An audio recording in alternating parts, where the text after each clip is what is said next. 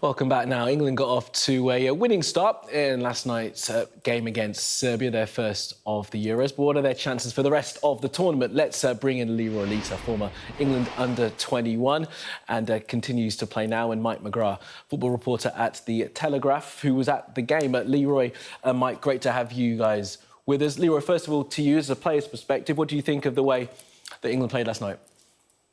Yeah, it wasn't pleasing on the eye, but it's tournament football, so it's very difficult for everyone and testing time.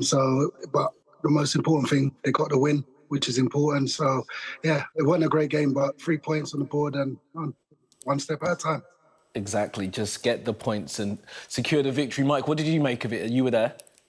Yeah, to borrow a phrase from Sven-Göran Eriksson, first half good, second half not so good. They were absolutely brilliant, and Jude Bellingham was just all over the pitch for the first half hour, 45 minutes.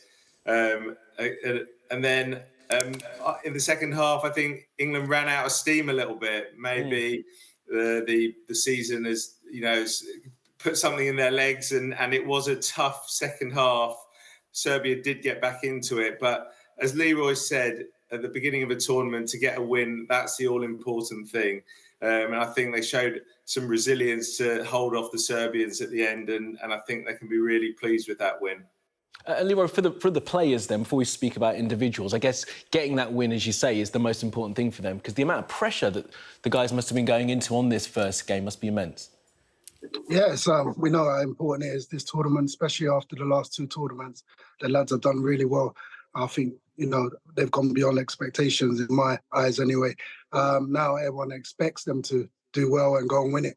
But it's tournament football, it's difficult. It's all easy saying it, but you got to go out on the pitch and perform. And, as I said, it wasn't pleasing the eye, but they got the win, which I'm so delighted for them, because there's loads of expectation back home. But the win's there and got the rest of the tournament to go.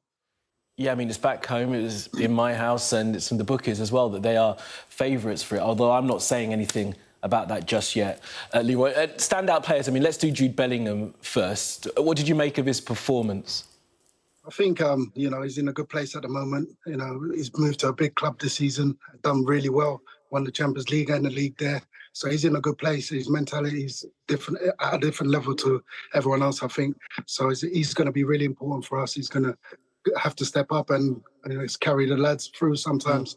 And he did that last night, got the goal. But overall, I think the lads did really well, considering the game they played against Serbia. Everyone thought it'd be an easy game. They're a tough side, really physical, and made it difficult for us.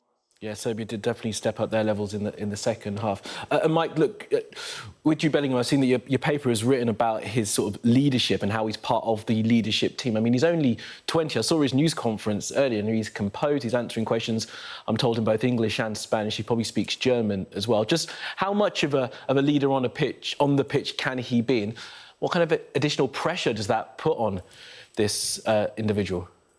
Well, off the pitch, we've seen how composed he is when he talks on camera.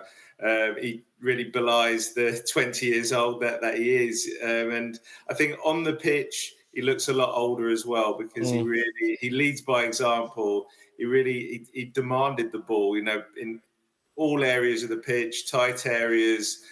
He always wants the ball, and he really carries England forward. So I think, as leaders go, he leads by example, and that's really important for Gareth Southgate. I think he's got a changed squad, we know that, but they do have leaders in key areas, and Jude Bellingham's the latest one. Yeah. Let's bring in a little bit of realism and think about sort of the next couple of games then as well. Mike, look, I'll start with you, because you were there and you said that they seemed to get a bit tired in the second half. Jude was everywhere in that first half, wasn't he? Putting in tackles, getting himself into a little bit of aggro. How much does Gareth Southgate and Jude himself need to kind of make sure that he tempers sort of some of that, which I guess must be nervous excitement as well, and enthusiasm, to make sure he gets through this tournament, doesn't get himself injured, doesn't get himself booked? Well, yeah, we're in Gelsenkirchen, where Wayne Rooney famously saw the red mist, and you can kind of see that might be a tactic from teams who can't stop him legally to try and wind him up and maybe get him sent off in a game. What a coup that would be if they could do that. But I'm just seeing somebody who's aware of what he does on the pitch, and is aware that he's getting into confrontations and what he called maybe a fight or two on the pitch. But I think he's got the restraints, and he's mature, and he's maturing all the time. And I think that he can control it, and that hopefully won't be a problem for England. Oh, well, I hope you're right. Leroy, I want to talk to you about the left side. Of course, you've got Kieran Trippier playing there, who's a right-footed player, and it seemed as if there was a bit of difficulty going down the left side. I know that Luke Shaw is on the bench. Are we expecting him to be fit, and is that going to be an issue, do you think, going forward in the tournament? I think it's important for any side to have that balance. Having a right-footed left-back is not always good. It can happen. Back in the day, Man United had Dennis Irwin, who was right-footed. I found that out recently. Me too. I never realised all the way through. Yeah, but he had a good left foot, and I think it's a bit different with Trippier. So we need that balance. And Shaw coming back in, I don't know how fit he is. So shocked that we didn't bring another one. It's going to be really difficult for us to.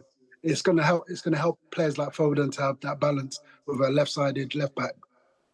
Mike, what's the thought in the camp and from those around it about that situation on the left-hand side at the moment? I think that there is a lot of faith and hope in Luke Shaw getting back in the later period of the group stages, or maybe the knockouts. I think